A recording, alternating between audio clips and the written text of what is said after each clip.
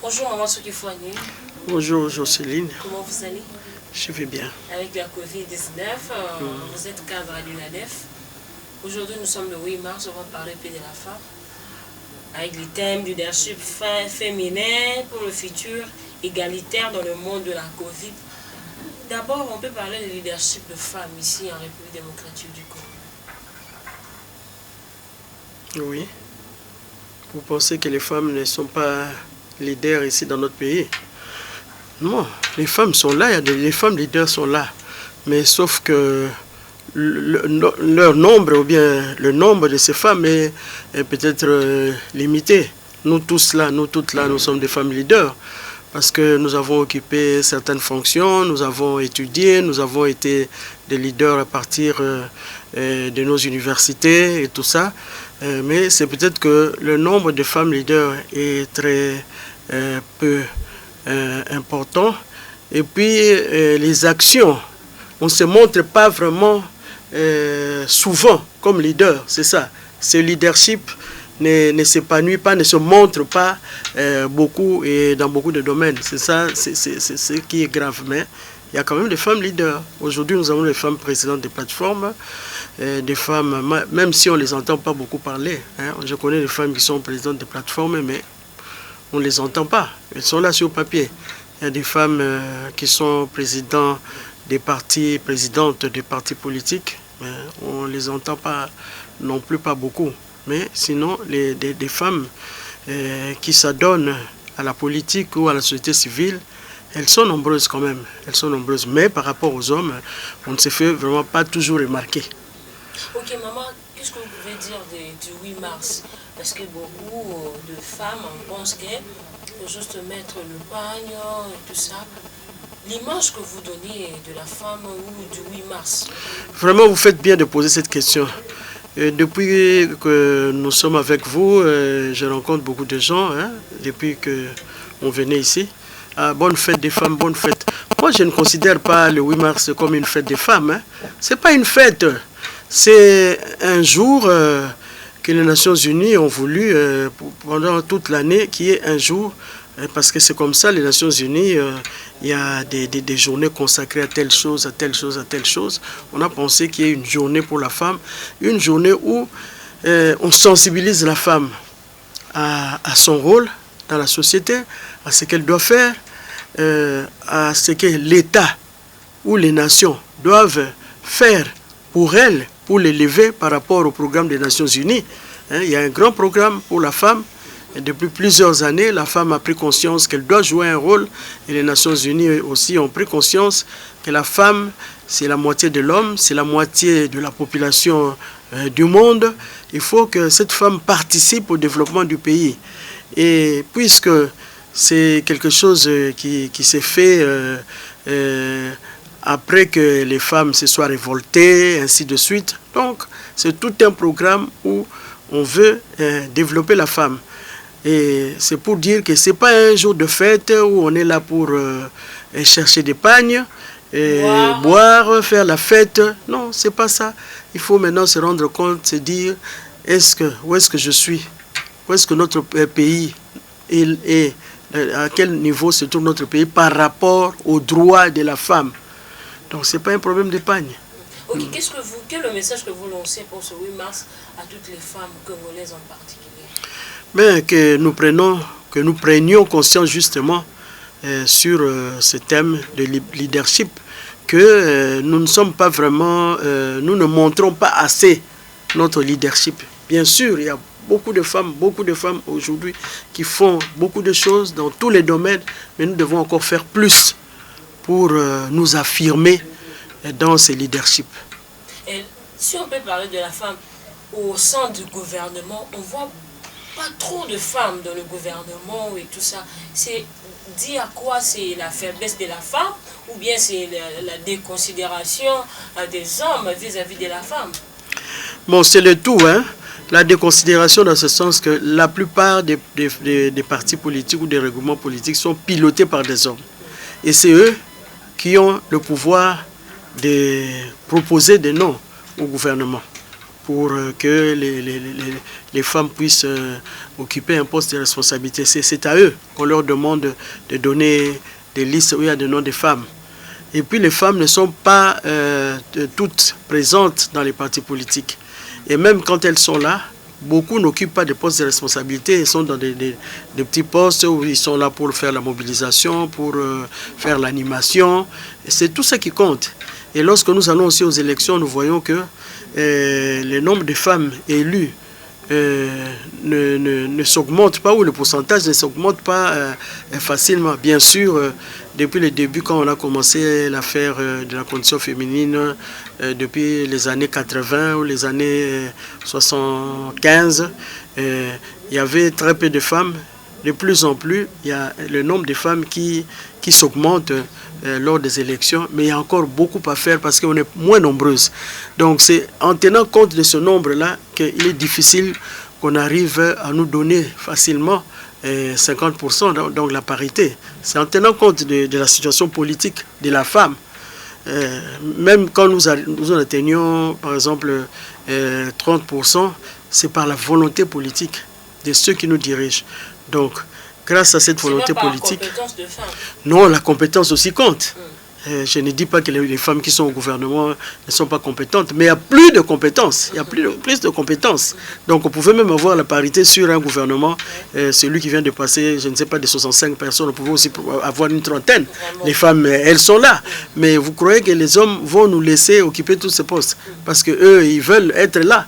Ils veulent pas qu'on nous soit là. Comment faire alors pour arriver, pour parvenir? Comment la femme... quelles sont les armes qu'ils peuvent utiliser pour arriver à ce stade-là? Bon, les armes, c'est participer activement aux activités politiques, d'abord dans les partis politiques. Si c'est possible, créer des partis politiques, être les présidents de ces partis politiques, mais pas des partis politiques de nom ou bien sur un papier, mais des partis politiques sur qui on peut compter, parce que ce sont des partis qui pèsent, et savoir prendre la parole quand il faut, savoir manifester ses idées, et c'est tout ça qui manque aussi. Quand vous voyez, nous les femmes, nous ne nous exprimons pas suffisamment, je le trouve.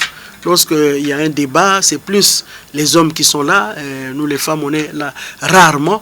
Donc tout ça, dans la société, ça compte pour que nous puissions émerger. Si nous ne le faisons pas, nous allons toujours rester en arrière, nous allons toujours laisser la place aux hommes pour que ce soit eux qui nous donnent l'occasion d'être là, d'être quelque part. Ok, Maman Soki, vous êtes cadre de l'UNADEF. Au sein de l'UNADEF, quelle est la place de la femme? Bon, et vous êtes aussi en ensemble pour le Congo de Moïse Katumbi. Déjà, on se prépare pour ce parti. Est-ce qu'il y a une place pour la femme? Oui, bien sûr, la femme a sa place. Mais nous devons continuer à exiger un peu plus de place pour la femme. La femme a sa place, que ce soit à l'UNADEF, que ce soit dans le parti Ensemble pour la République. La femme a sa place, mais nous devons nous battre pour que nous soyons aussi à des postes de responsabilité. Quand nous devons avoir des secrétaires généraux, il faut qu'il y ait des secrétaires généraux femmes aussi. On ne soit pas seulement dans des niveaux un peu plus bas, non. On soit à ces niveaux-là, même au niveau provincial.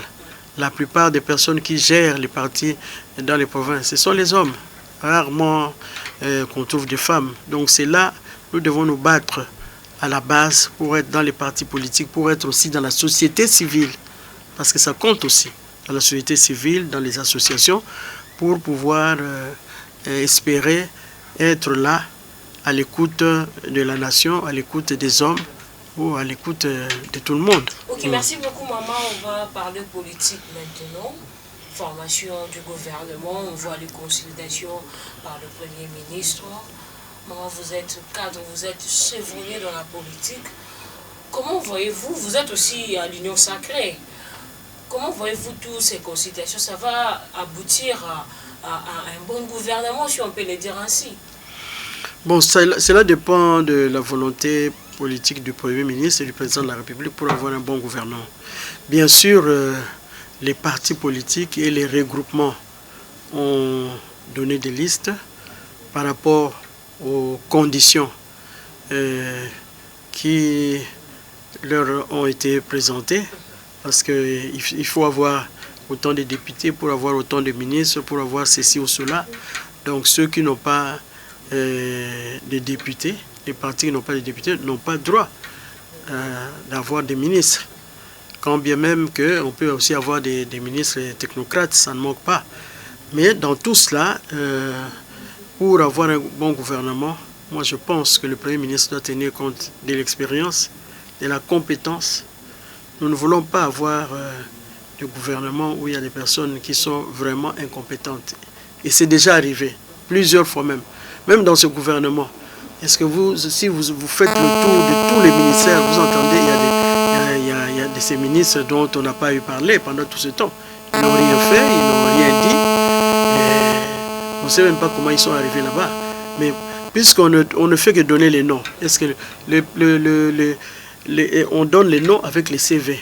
Mais il y a beaucoup de faux CV, je vous assure.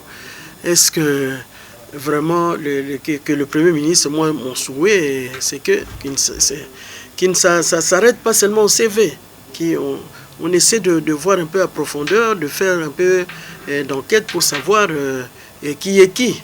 Bon, évidemment, quand il y a l'expérience, on connaît déjà la personne parce qu'elle a occupé telle fonction. Mais là encore, les gens disent, il ne faut plus prendre les gens qui ont occupé telle fonction. Mais il faut une base. Même s'il n'a pas occupé une fonction dans le gouvernement, la personne doit avoir été peut-être dans une entreprise, dans un ministère. La personne a été la femme ou l'homme a été directeur ou directrice. Ça compte. Mais une personne qui n'a été nulle part. On a eu des gouvernements ici, des personnes qui étaient des étudiantes. Une étudiante, mais paf, son parti donne son nom et elle devient ministre ou vice-ministre. Comment on gère un signataire et tout ça, comment ça se fait? Donc on l'apprend là-bas. On doit apprendre dans le gouvernement, c'est là qu'on doit apprendre à savoir comment diriger, comment gérer. Ce n'est pas une bonne chose. Donc il faut vraiment des gens qui ont l'expérience. L'expérience, c'est partout ils sont. À la fonction publique, nous avons des personnes bien dans les sociétés, les entreprises et tout ça. Dans ces entreprises-là, nous avons des personnes capables. Dans les universités, on a des personnes capables. Ce sont des personnes comme ça. Donc, si le Premier ministre doit seulement constater qu'on lui a proposé tel nom, mais il n'y a pas d'expérience, ou bien l'expérience, c'est ce qui se trouve sur le papier, il y a des faux CV, je vous assure. Il y a des gens qui inventent, qui écrivent des histoires sur les CV qu'on ne peut pas vérifier. On peut mettre que j'ai été ici à tel endroit, mais ce n'est pas vrai. Oui, on voit aujourd'hui déjà Gueguer entre Batu Lukwebo et Steve Mbeka, ils s'acquisent.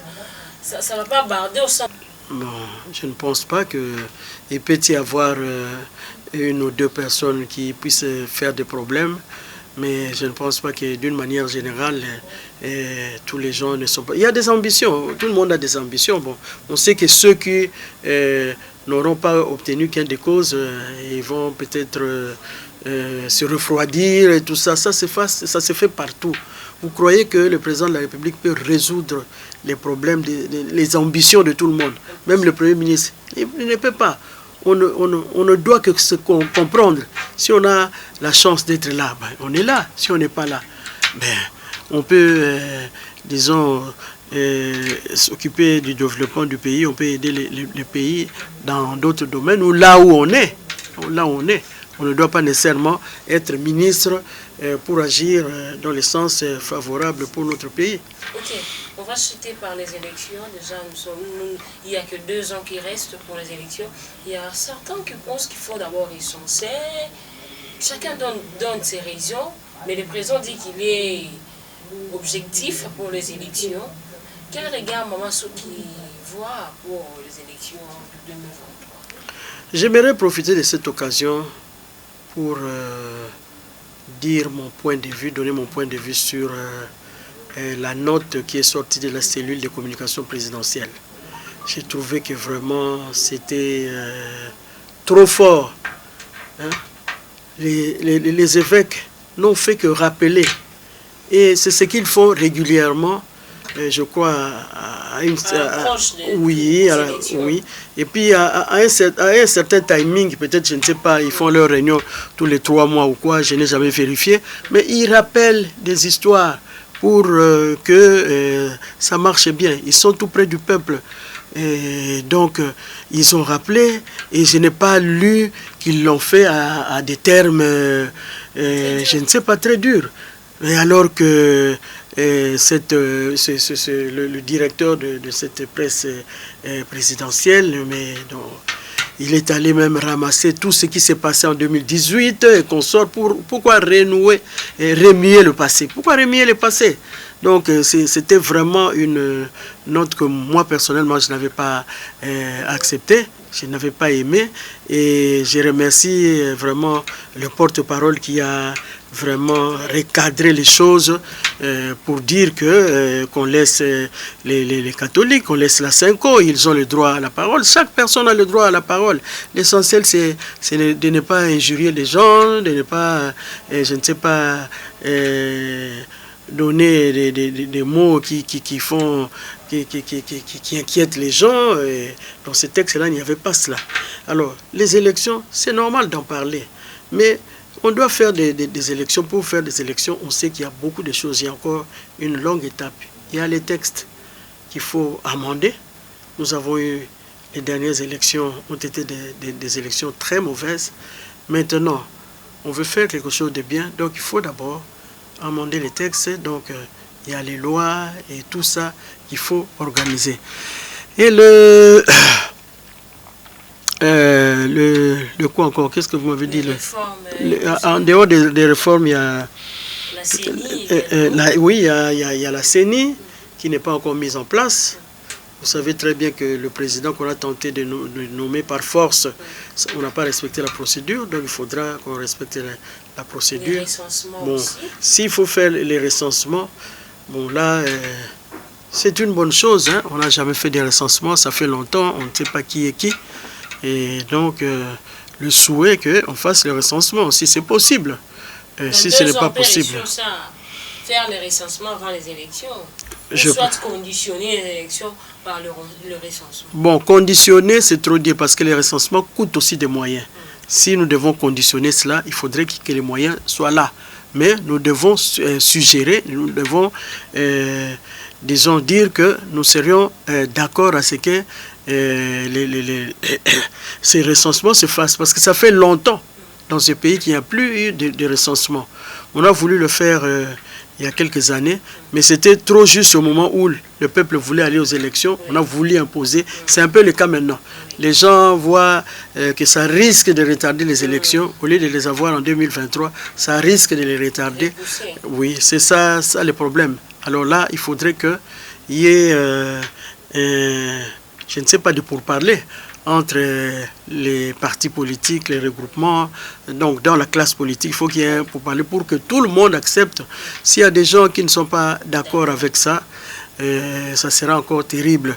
Mais si ça peut se faire avant les 2 ans, moi je ne sais pas si on commençait ça maintenant, si ça peut se faire avant. Non, si on commençait les recensements aujourd'hui là, on commence. Ça peut se terminer avant les élections. Si les moyens sont là, on commence. Dans tout un pays où les gens n'ont même pas de carte d'identité. Hein, ce sont les cartes d'électeurs qui sont devenus cartes d'identité. On n'a pas de carte d'identité. Donc, qu'on commence, le recensement là va nous amener, je pense, à voir aussi, à connaître le nombre réel de la population. Parce qu'on se base toujours sur des chiffres qu'on a fait avec des calculs peut-être statistiques. Mais on doit connaître la population. Et on doit connaître qui est congolais, qui ne l'est pas. Ok, Maman Soki, qu'est-ce que vous pourriez ajouter au-delà de ce qu'on a parlé aujourd'hui? Bon, je pense qu'on a tout dit. C'est ça la situation politique actuelle. Nous nous attendons à voir notre gouvernement le plus tôt possible, parce que dans quelques jours, moins d'une semaine, ce sera la rentrée parlementaire. Et cette session parlementaire aura comme l'une des priorités, c'est donner son quitus au gouvernement, donc approuver aussi le programme du gouvernement. Et donc nous souhaitons que ça se fasse le plus vite possible.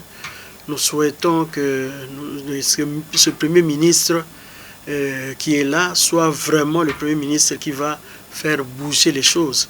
parce que je regrette beaucoup, celui qui était là, en tout cas, n'a pas été vraiment visible sur le terrain. Il n'a même pas fait le tour du Congo, il n'est même pas allé dans beaucoup de provinces. Peut-être 2 provinces seulement qu'il a visitées, donc, et on ne l'a pas senti. La population ne l'a pas senti. Il y a des problèmes qui se posaient où on ne sentait pas que, est-ce qu'il est là? Normalement, il est encore là, il fait les affaires courantes, même si le Premier ministre est là, mais le Premier ministre ne peut pas aujourd'hui engager la nation parce qu'il n'est pas encore allé au Parlement. Donc c'est lui-là, nous comptons vraiment sur lui.